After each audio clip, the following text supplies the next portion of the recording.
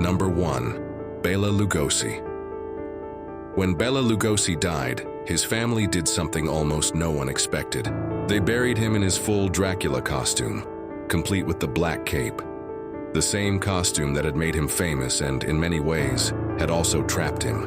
Lugosi had played Count Dracula so often and so completely that audiences struggled to separate the man from the monster. Typecasting slowly destroyed his career, and by the time he died in the mid-1950s, he had almost no money left. His funeral was small, attended by only a handful of close friends and family. A quiet ending for a man whose face had once terrified millions across the world. But the cape was not a joke or a publicity stunt arranged by a studio. It was Lugosi's own choice, a final acceptance of the role that had defined him, for better and for worse. Some who knew him said he had stopped fighting the comparison years earlier and decided to embrace it instead, choosing to be remembered exactly as the world saw him rather than fighting it one last time. Today, his grave at Holy Cross Cemetery in California has become something close to a pilgrimage site for horror fans, many of whom still visit dressed in tribute to the character he never fully escaped, even in death.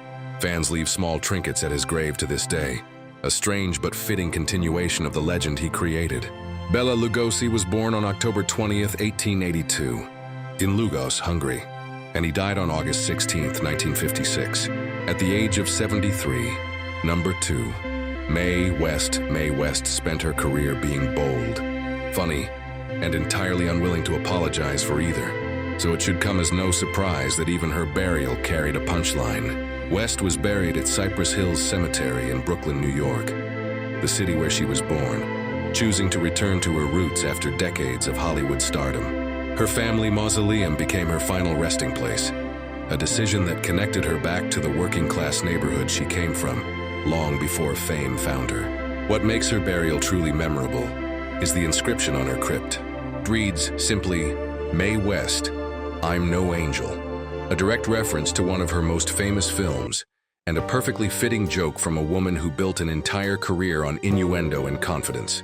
She was also reportedly buried in a gown she had personally selected years before her death, a glamorous outfit chosen specifically because she believed in always being ready for attention, even in the afterlife. Friends said she had picked the dress out with the same care she gave to choosing a film role. Mae West's burial wasn't a sad ending. It was one final performance from a woman who once said that you only live once. But if you do it right, once is enough. Mae West was born on August 17th, 1893, in Brooklyn, New York, and she died on November 22nd, 1980, at the age of 87. Number 3. Tallulah Bankhead. Tallulah Bankhead lived loudly, and she made sure her burial wishes matched the way she lived. She asked to be buried with a bottle of bourbon, a pack of cigarettes, and a copy of the Bible. That strange combination summed up her personality perfectly. She was famous for her husky voice, her sharp wit, and her rebellious off-screen behavior, often making headlines for her antics as much as for her acting. But beneath the rebellious image was a woman who still held on to a sense of spirituality, even if she expressed it in her own unconventional way. Her funeral, held in the early 1960s, was a quiet and somber affair, a contrast to the loud personality she had shown the world for decades. But her burial instructions carried her signature irreverence right to the very end, refusing to let death soften who she had really been. Her final resting place is in St. Paul's Churchyard in Maryland, far from the glamour of Hollywood. She chose this location specifically because it was close to her family's roots. A surprising decision for a woman who spent much of her life defying tradition and convention at nearly every turn she could find. In the end, Tallulah Bankhead managed to blend humor, defiance, and a touch of sentimentality into her final goodbye, leaving behind a legacy as unforgettable as the woman herself had always been. Tallulah Bankhead was born on January 31st, 1902, in Huntsville, Alabama, and she died on December 12th, 1968, at the age of 66. Number 4. Elizabeth Taylor.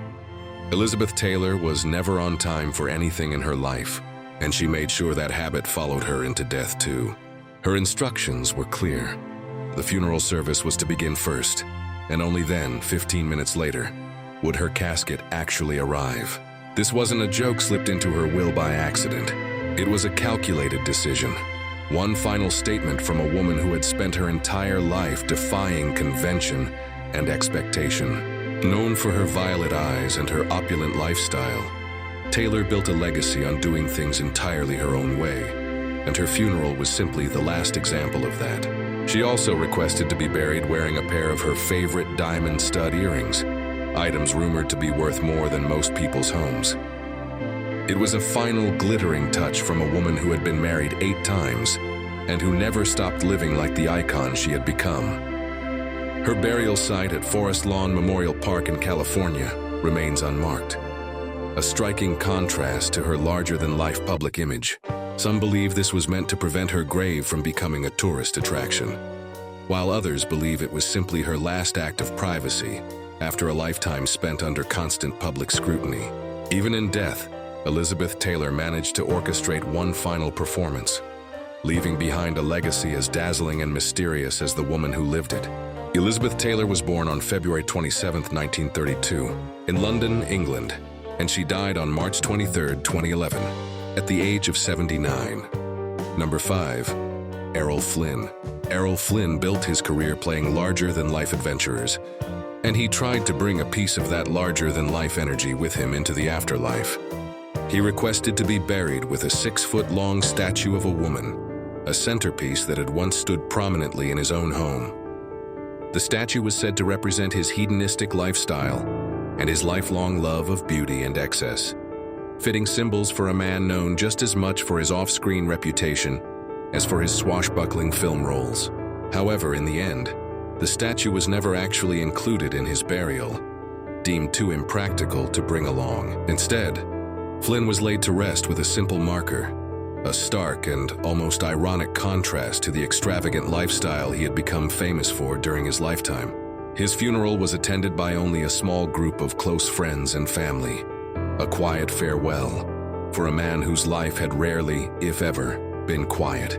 Flynn was buried at Forest Lawn Memorial Park in California, the same cemetery that holds several other legends of his era. Even with his unusual final wish left unfulfilled, the story behind it still offers a fascinating glimpse into the personality of a man who lived without apology. Errol Flynn was born on June 20, 1909 in Hobart, Australia, and he died on October 14, 1959, at the age of 50. Number 6. Jean Harlow. Jean Harlow died young at just 26 years old, and her final wish reflected the image she had spent her short career building. She wanted to be laid to rest in a white gown, surrounded by white flowers inside a white marble crypt. The request was simple but deeply symbolic. Harlow had become known as Hollywood's original platinum blonde bombshell, and her choice of all-white burial elements was a final reflection of that image, a desire to be remembered as pure, even after a career filled with scandal, heartbreak, and public scrutiny. What most people don't know is who actually paid for her elaborate final resting place. Her crypt, located in the Great Mausoleum at Forest Lawn Memorial Park in California, often referred to as the Taj Mahal of the West, was paid for by her former co-star and lover, William Powell. He was reportedly so devastated by her sudden death that he made sure she would have a burial worthy of the star she had become. Harlow's death shocked the entire industry, and her burial only added to the legend that surrounded her short, glamorous life. It remains one of the most visited and most photographed resting places in the entire cemetery to this day. Jean Harlow was born on March 3, 1911, Kansas City, Missouri, and she died on June 7, 1937, at the age of 26. Number 7. Rudolph Valentino. Rudolph Valentino died suddenly at just 31 years old, and the arrangement made for his burial was only ever meant to be temporary. Nearly a century later, it still hasn't changed. Valentino was placed in a borrowed crypt at Hollywood Forever Cemetery, a space owned by a close friend who offered it as a short-term solution while a permanent resting place was arranged.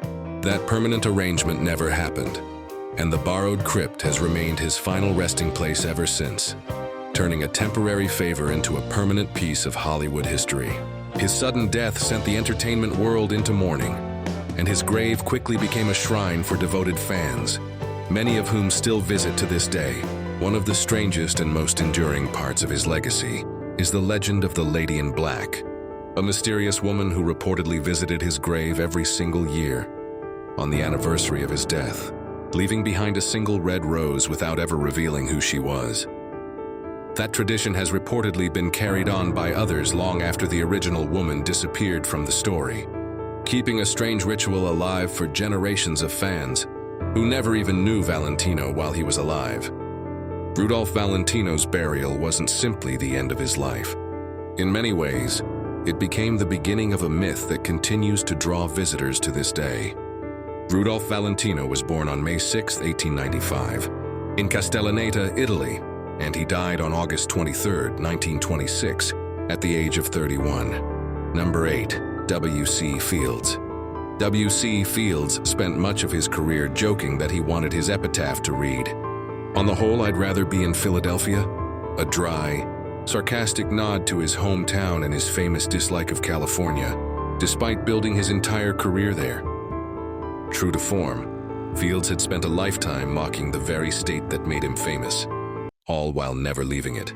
When he died in the late 1940s, many fans expected that one final joke to actually appear on his grave marker. It never did. Fields was buried at Forest Lawn Memorial Park in California, the same cemetery holding many of his fellow legends, but his grave marker carries no epitaph at all. Instead, it is a surprisingly simple and understated plaque, a quiet ending for a man who built his entire reputation on sharp wit and exaggerated complaints. Adding to the story, Fields had reportedly once considered being buried in Philadelphia itself, but his family ultimately decided against it, citing logistical difficulties. Some have suggested that ending up permanently in California anyway was one final, unintentional irony for a man who spent so much of his life joking about being anywhere else. Even without the punchline on his headstone, Fields left behind a legacy built on humor, contradiction, and a quiet sense of mystery that still follows his name. W.C. Fields was born on January 29, 1880, in Darby, Pennsylvania, and he died on December 25, 1946, at the age of 66. Number 9. Theda Bara. Theda Bara was known to audiences as the original vamp of silent film, a carefully built image of mystery and seduction, crafted almost entirely by the studios around her. Her final wishes, however, moved in a very different direction. Bara requested to be cremated, with her ashes scattered into the Pacific Ocean, a choice that was highly unusual for the era, since cremation was not yet a common practice in mid-20th century America, particularly for someone as famous as she had been. What makes her story even stranger is what happened after her death. Her ashes were not scattered right away. For years, her remains were kept by her family, who reportedly struggled with the emotional weight of actually carrying out her final wish. It wasn't until decades later that her ashes were finally released into the ocean, honoring the request she had made long before. Much of Bara's legacy has also been lost in a more literal way. Most of her films were destroyed in a studio fire in the 1930s, meaning many of her most famous performances no longer exist for modern audiences to see, deepening the sense of mystery that has always surrounded her short but influential career. Theda Bara's burial wishes reflected a desire to return quietly to nature, far removed from the artificial image Hollywood had built around her for so many years. Theda Bara was born on July 29, 1885, in Cincinnati, Ohio, and she died on April 7, 1955, at the age of 69. Number 10. Pola Negri. This entry comes with a clear caveat. Pola Negri claimed she wanted to be buried with a vial containing the ashes of Rudolph Valentino, the silent film icon she had been romantically linked to. It is one of the most talked about Hollywood burial stories, but it has never actually been confirmed as true. Valentino was never officially cremated, and no documented record of his ashes ever being distributed to anyone has ever surfaced. Despite that, Negri continued to insist for years that she possessed a small portion of them, describing it as a final keepsake from their brief but passionate relationship. Whether this claim was a genuine relic, or simply one final dramatic performance from a woman known for her theatrical flair, remains unresolved to this day. Many historians treat it as unverified, a story that may say more about Negri's love of drama than about anything she actually possessed. Her burial site in California was designed to reflect her European roots, complete with ornate carvings and old-world detailing that stood apart from many of the simpler graves nearby. Whatever the truth behind her claim, it became a permanent part of her mystique. Pola Negri was born on December 31, 1897, in Lipno, Poland, and she died on August 1, 1987, at the age of 89. This entry is disputed and unverified, treated as a contested claim, not confirmed fact before publishing. These 10 stories show a side of Hollywood that rarely makes it into the highlight reels. Behind the glamour, the fame, and the carefully built public images, these stars left behind final wishes that revealed who they really were: defiant, sentimental, eccentric, or simply human. Some requests were honored exactly as written. Others were quietly changed, lost, or never fully confirmed at all.